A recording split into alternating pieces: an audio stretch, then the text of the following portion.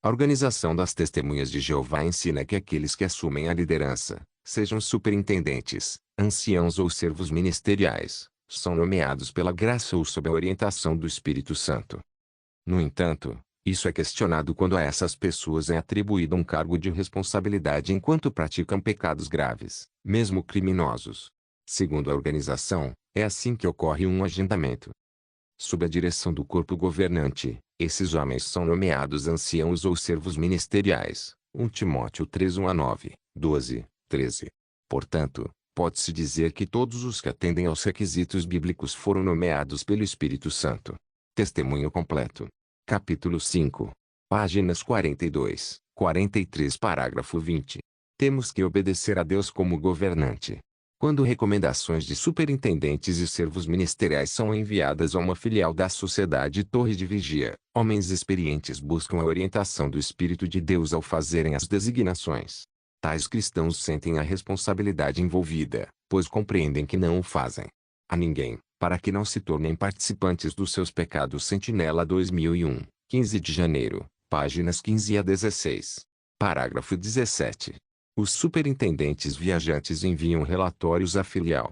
Com a ajuda do Espírito Santo e das Escrituras inspiradas, eles participam com os anciãos locais na recomendação de irmãos que se qualificam para serem nomeados pelo corpo governante ou seus representantes como servos ministeriais e anciãos. Torre de Vigia 1990, 15 de março, página 20.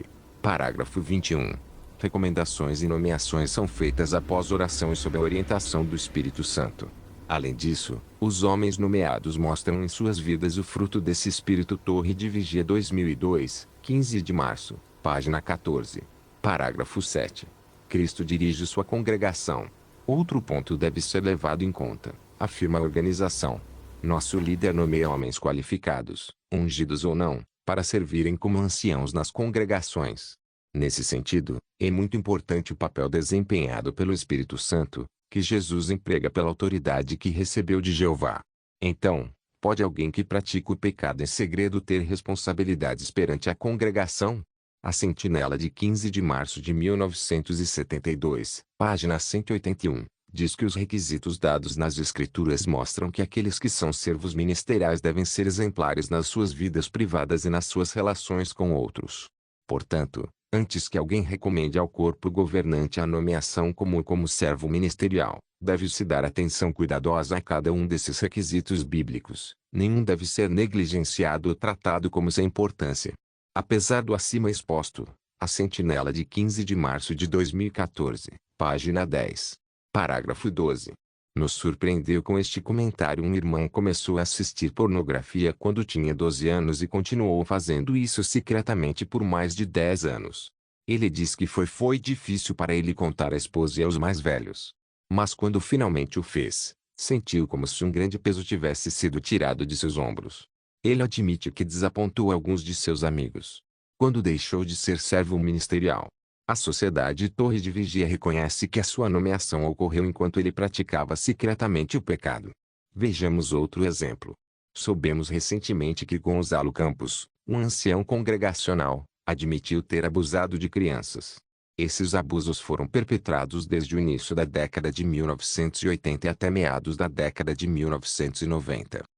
Gonzalo Campos desempenhou certas responsabilidades durante aqueles anos, primeiro como servo ministerial e depois como ancião.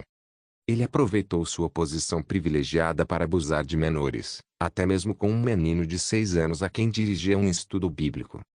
A primeira denúncia surgiu em 1982 por abusar sexualmente de um menino de 12 anos enquanto ele dormia. Embora Campos admitisse os fatos, o corpo de idosos apenas repreendeu verbalmente o agressor sem maiores punições.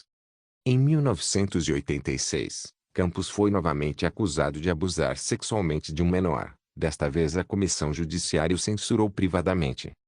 Em 1988, Campos foi nomeado servo ministerial. Naquele mesmo ano começou a abusar de um menino de 6 anos. Em 1993 foi nomeado ancião e secretário da congregação. Em 1994, Campos abusou de outro jovem. Novamente vemos como essa nomeação surge no decorrer de pecados graves cometidos. Algo que contradiz o que ensina a organização, para a proteção dos nossos filhos. Um homem que abusou de menores não cumpre os requisitos para ocupar um cargo de responsabilidade na congregação. A Sentinela de 1º de janeiro de 1997, página 29. Podemos duvidar que as nomeações estejam sob a direção do Espírito Santo, conforme ensina a organização? Tomando estes dois casos como exemplo, podemos ver que algo está errado ou que Deus e o Espírito não têm nada a ver com este assunto. Talvez seja por isso que a organização decidiu agora que as nomeações serão da responsabilidade dos superintendentes viajantes e não do corpo governante.